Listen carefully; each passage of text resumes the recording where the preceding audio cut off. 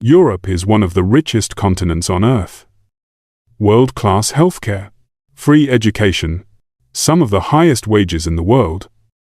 And yet, it's collapsing. In the next 21 minutes, I'll show you the 6 fatal wounds that are bleeding Europe's economy dry. But here's what no one is talking about. These wounds didn't happen by accident. Someone made decisions. Specific people, in specific meetings, signed specific documents. And by the end of this video, you'll know exactly who they are, when this will hit your wallet, and what you can actually do about it.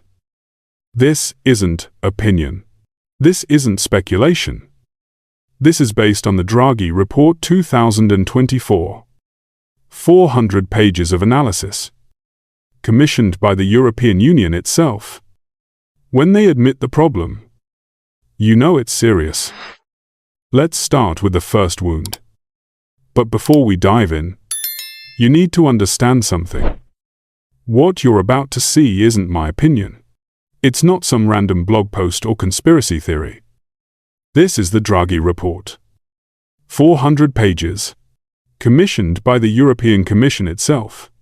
Written by Mario Draghi, the former head of the European Central Bank. When the people in charge hire someone to tell them what's wrong, and he delivers this, that's when you pay attention. Quick note before we dive in, what I'm sharing is analysis and research, not professional financial advice. Your situation is unique. Always do your own research and consult professionals before making any major financial decisions.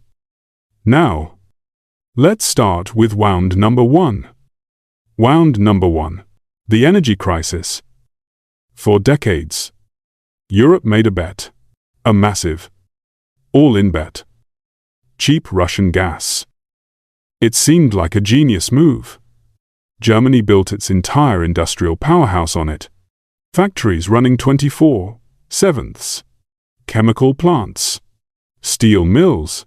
Auto manufacturers. Russian gas was so cheap that German industry had a 40% cost advantage over American competitors. And then, 2022 happened. But let's be clear, the dependency didn't happen by accident. German politicians chose to shut down nuclear. EU bureaucrats chose Nord Stream 2. These were decisions with names attached.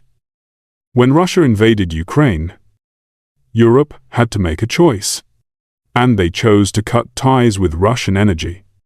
Now, I'm not here to debate whether that was the right call morally. That's a different video. What I am here to show you is the economic cost. Gas prices in Europe spiked 400%. Let me say that again. Not 40%. Not 100%. Electricity bills for factories tripled overnight. Some quadrupled. BASF, the largest chemical company in the world, announced they're moving operations to China. Volkswagen, for the first time in its 87-year history, is considering closing factories in Germany. The Draghi Report estimates this energy shock has cost Europe €300 billion per year. That's not a typo. 300 billion. Every single year. And here's what makes this a fatal wound instead of just a problem. Europe doesn't have a backup plan. They're trying to replace Russian gas with liquefied natural gas from the US and Qatar. But LNG costs 3 to 4 times more, and there's not enough infrastructure to handle it. The Draghi Report's conclusion, quote, Europe's energy cost disadvantage is structural, not temporary. This isn't going away. But here's what bothers me most about this wound. These policies didn't write themselves. The decision to become dependent on Russian gas, that happened in boardrooms, in parliament buildings, in Brussels. Specific people signed specific documents. And when this wound continues to bleed Europe dry, as current trends suggest, those people won't be the ones paying your electricity bill. You will. That's wound number 1. Wound number 2. The industrial exodus. Remember that energy crisis we just talked about? This is what happens next. When your electricity costs 3 times more than your competitor in Texas. When your gas bill is 4 times higher than a factory in Shanghai. You don't stay. You can't stay. And Europe's biggest companies are figuring this out. BASF, we mentioned them, they've invested $10 billion in a new chemical complex. Not in Germany. In China. Volkswagen is considering closing 3 plants in Germany. That's 30,000 jobs. BMW just announced their largest battery factory. Location, not Europe. South Carolina. The steel industry, the backbone of European manufacturing, has lost 40% of its capacity since 2020. This isn't a recession. Recessions end. This is structural deindustrialization. And here's the part that should terrify policymakers. Once a factory closes, it doesn't come back. The supply chains move. The expertise leaves. The workers find other jobs or other countries. A study by the European Roundtable for Industry found that 60% of European CEOs are considering relocating operations outside Europe. Not thinking about it, considering it. Actively. The Draghi Report puts it bluntly. Quote, Europe is facing a slow-motion industrial decline that, if left unchecked, will be irreversible within a decade. Irreversible within a decade. And these companies, they're not leaving because they hate Europe. They're not leaving because they want to. They're leaving because the decisions made in Brussels left them no choice. That's wound number 2. Wound number 3. The demographic bomb. This one doesn't make headlines. It's not dramatic like an energy crisis or factories closing. But it might be the most dangerous wound of all. Here's the math. Simple. Brutal math. For a population to sustain itself, women need to have an average of 2.1 children. That's called the replacement rate. Europe's rate, 1.5. Italy is at 1.2. Spain, 1.2. Germany, 1.4. These aren't just numbers. They're a death sentence for pension systems. Right now, Europe has about 3 working-age adults for every retiree. By 2050, that ratio will drop to 1.5 to 1. Let me put that in real terms. Today, 3 workers pay taxes to support 1 retiree's pension and healthcare. In 25 years, 1.5 workers will need to support that same retiree. Either taxes double, or pensions get cut in half, or both. And here's the kicker, this isn't a prediction.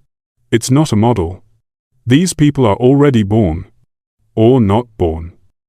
The children who would be entering the workforce in 2050, they needed to be born by now. They weren't. This bomb has a timer, and it's already counting down. The Draghi Report dedicates an entire chapter to this. Quote, Europe's demographic decline is the single greatest threat to long-term fiscal sustainability. Not energy. Not China. Demographics. And unlike the energy crisis, it's extremely difficult to fix this with policy alone. No country has successfully passed a law that makes people have children. Germany has tried. Paid parental leave. Childcare subsidies. Baby bonuses.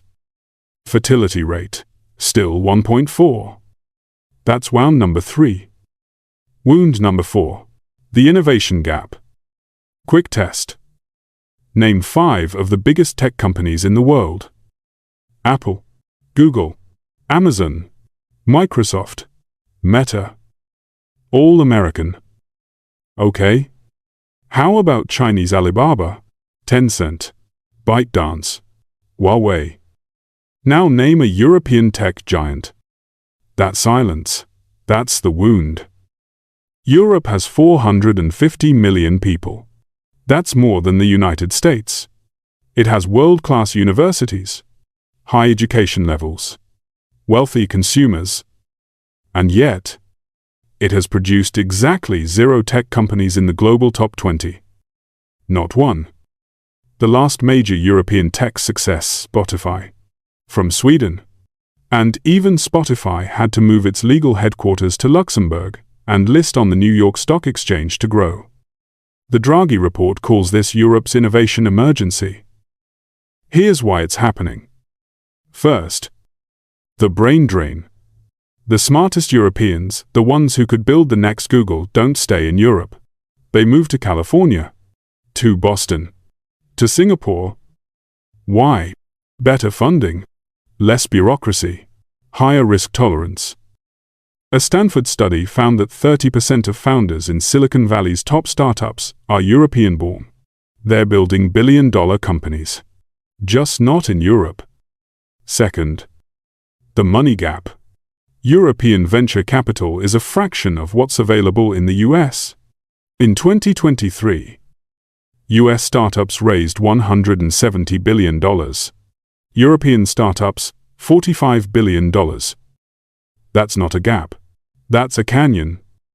And third, we'll get to this in the next wound, regulations make it nearly impossible to scale a company in Europe. The result, Europe is becoming a technology colony. We use American apps. We buy Chinese phones. We ship our data to servers we don't control. The Draghi Report's assessment, quote, if Europe does not close the innovation gap within 10 years, it will become permanently dependent on foreign technology. That's wound number 4. Wound number 5. Bureaucracy. I mentioned regulations in the last wound. Now let's talk about why they're killing Europe's economy. Here's a number for you, 13,000. That's how many pages of new EU regulations were passed in 2023 alone. 13,000 pages. In 1 year. No company, especially not a startup, can keep up with that. GDPR, the Digital Markets Act, the AI Act, the Corporate Sustainability Directive. The list goes on. And look, I'm not saying all regulation is bad. Some of it protects consumers. Some of it is genuinely important. But there's a difference between protecting people and strangling businesses. Let me give you a concrete example. To launch a new AI product in the United States, a startup needs nothing. Just build it and ship it. To launch the same product in Europe, you need to comply with the AI Act, which requires risk assessments, impact evaluations, registration with regulatory bodies, ongoing audits. The estimated compliance cost €300,000 to €500,000 before you make a single euro in revenue. For a startup with 5 people and a dream, that's not a hurdle. That's a wall. The Draghi Report dedicates 50 pages to regulatory burden. 50 pages. Quote, Europe's regulatory complexity has become a competitive disadvantage that actively pushes businesses to relocate. And here's what makes this wound different from the others.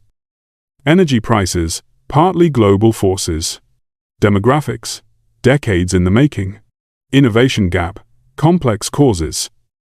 But bureaucracy, that's 100% self-inflicted. Every single regulation was written by someone, proposed by someone, voted on by someone. These aren't natural disasters.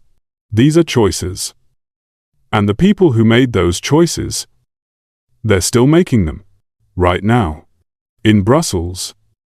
So let me be direct. These regulations have names attached. Every single one was proposed by a commissioner, debated by MEPs, voted on, recorded. This isn't a faceless bureaucracy. These are people with offices and salaries and LinkedIn profiles. When a startup dies because of compliance costs, when a factory moves to Texas because the paperwork was too much, when a brilliant engineer moves to California because Europe made it impossible to build here, those aren't accidents. Those are consequences of decisions made by people who will never face those consequences themselves. That's wound number 5. But while Europe was drowning in its own paperwork, someone else was building, fast. Wound number 6. The final wound, China. And this one might be the hardest to hear. Because while Europe was dealing with energy crises, losing factories, aging populations, failing to innovate, and drowning in bureaucracy, China was building. Let me show you what I mean. Electric vehicles. In 2019, Europe had a healthy EV industry. Volkswagen, BMW, Mercedes, all making electric cars. Today, Chinese company BYD sells more EVs than anyone in the world. More than Tesla. More than all European brands combined. And they're not just selling in China. They're selling in Europe. With a 20% price advantage. Solar panels. Europe invented photovoltaic technology. Today, China controls 80% of global solar panel production. 80%. European solar companies, most are bankrupt. Batteries. The technology that will power the next 50 years of transportation and energy storage. China controls 77% of global battery cell production. Europe's share 6%. And here's what makes this wound particularly dangerous. It's not just about products. It's about dependency. Europe now depends on China for critical minerals, for rare earths, for the components that go into everything from phones to wind turbines. The Draghi Report puts it bluntly. Quote, Europe has traded energy dependency on Russia for technology dependency on China. We learn nothing. And while China invested trillions in strategic industries with clear 10-year, 20-year plans, Europe debated, formed committees, wrote reports. And while China executed 10-year plans, what was Europe doing, forming committees? And who signed off on that strategy? The same people we've been talking about. Brussels. The result? We're now playing catch-up in industries we invented. That's wound number 6. The final wound. 6 wounds. Energy. Industry. Demographics. Innovation. Bureaucracy. China. Each one serious. Together, they're bleeding Europe's economy dry. But here's the question everyone's asking. When is this going to hit you? That's the question. Right. All these wounds sound serious. But when does it actually affect your life? Keep in mind this timeline is based on current trends and the data we have now. Economic forecasts can change based on policy decisions, global events, and other factors.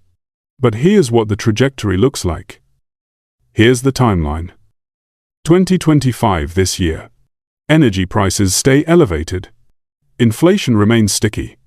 If you're in manufacturing, supply chain, or energy-dependent industries, you're already feeling it.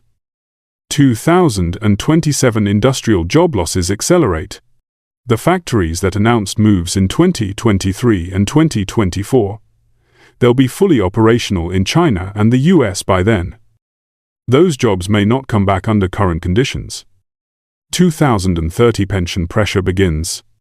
The demographic math we talked about, it starts showing up in government budgets. Tax increases, or benefit cuts. Probably both. This isn't your grandchildren's problem. If you're 35 today, you'll be 40 when the job market shifts. 45, when pension reforms hit.